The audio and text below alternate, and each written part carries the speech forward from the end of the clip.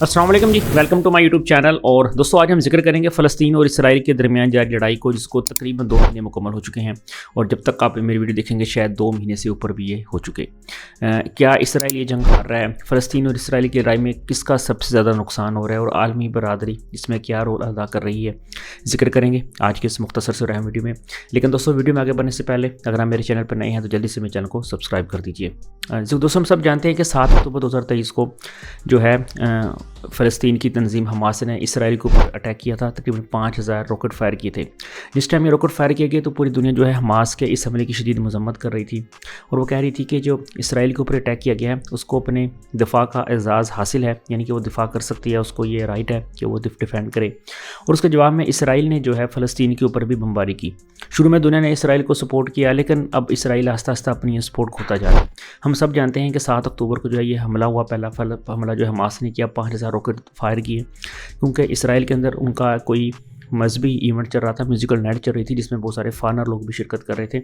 जिसके नतीजे में हमास ने जो है उनके कुछ 250 से 300 शहरियों को मारा, उनके कुछ फौजी अफसरान को अगवा भी किया और उनकी जेल पर भी हमला किया और वहाँ से अपने कैदी भी छुड़ाए। और इसराइल को इस बात पर शदीद गुस्सा आया और इसराइल ने जो है बयान दिया कि हम हमास को मुकम्मल तौर पर ख़त्म कर देंगे, गज़ा को ख़त्म कर देंगे।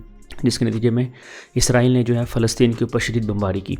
और अब तक जब तक मैं वीडियो बना रहा हूँ तकरीबन 16,000 से ज़्यादा अफराद जो हैं इसमें शहीद हो चुके हैं, जिसमें से तकरीबन 8,000 के करीब जो हैं जो बच्चे शामिल हैं। और ये जो अब हमले किए हैं फ़लस्तीन के ऊपर इसराइल ने, ये हमले बहुत ज़्यादा जानलेवा हैं, क्योंकि पहले जितने भी अटैक्स होते थे वो इतने खुल्लम खुला अटैक्स नहीं होते, लेकिन अब तो भाई hospital, schools, universities, colleges, in fact जो पढ़े लिखे अफराद हैं उनको ऊपर भी हमले किए जा रहे हैं। अभी पिछले दिनों ही एक इसराइल के साइंटिस्ट को भी कत्ल कर दिया गया, उसकी पूरी फैमिली को शहीद कर दिया गया। तो शुरू में तो दुनिया इसराइल को सपोर्ट करी थी, लेकिन अब इसराइल अपनी अपनी ये सपोर्ट खोता जा रहा है, क्योंकि पूरी दुनिया जो है फ़िलहाल जो भी कह लें ठीक है वो टेररिस्ट एक एग्ज़ाम है, जैसे तालिबान अफगानिस्तान के अंदर वहाँ पे वो टेररिस्ट हैं, जो भी पब्लिक कह ले, लेकिन बहरहाल वहाँ पे इंसानियत कत्ल हो रही है। और अब इसराइल को जो है पूरी दुनिया उसकी मजम्मत कर रही है।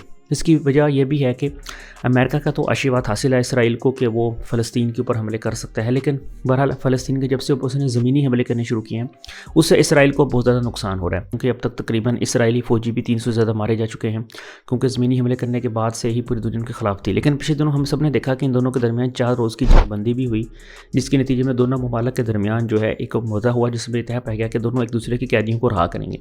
और इसमें तकरीबन जो कम उम्र कैदी रहा किया गया फ़लस्तीन की तरफ से वो थे 4 साल की छोटी सी बच्ची, और जो बुज़ुर्ग तरीन रहा कैदी किए गए वो भी हैं, वो तस्वीरें हम स्क्रीन पर देख सकते हैं। नाम इनके थोड़े अजीब से हैं, वो मैं बता नहीं सकता।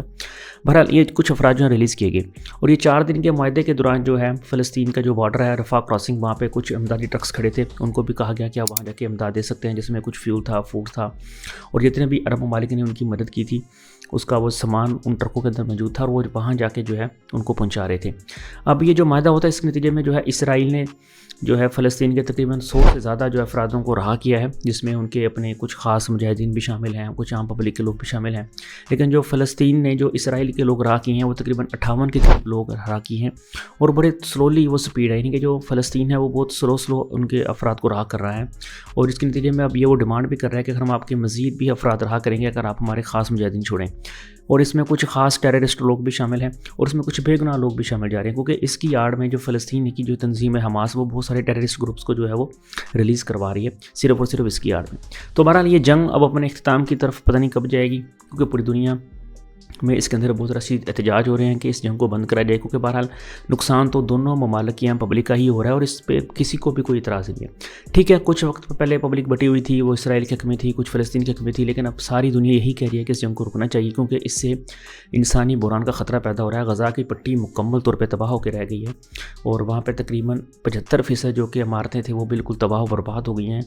गज़ा का जो इंफ्रास्ट्रक्चर था वो मुकम्मल तौर पे तबाह होकर रह गया है। तो ये थी अब तक की ताज़ा अपडेट। मज़ीद इसके बारे में जो भी मालूमात होगी आपके साथ ज़रूर शेयर करूँगा। इसके रिलेटेड मैंने 2 वीडियोस ऑलरेडी बनाई हुई हैं, गज़ा के मतलब भी और इसराइल और फ़लस्तीन के दरमियान कन्फ्लिक्ट के ऊपर भी। लिंक्स ऊपर बायो में आ रहे हैं, वहाँ जाके आई कार्ड में जा रहे हैं, वहाँ जाके आप देख सकते हैं। इसके अलावा डिस्क्रिप्शन में भी मैंने वो लिंक दिए हैं, तो वहाँ जाके भी वो लिंक्स आप जो है यूज़ कर सकते हैं, वो लिंक जाके वीडियोज़ देख सकते हैं। तो मिलते हैं फिर अगली किसी वीडियो में। अस्सलाम वालेकुम व रहमतुल्लाह।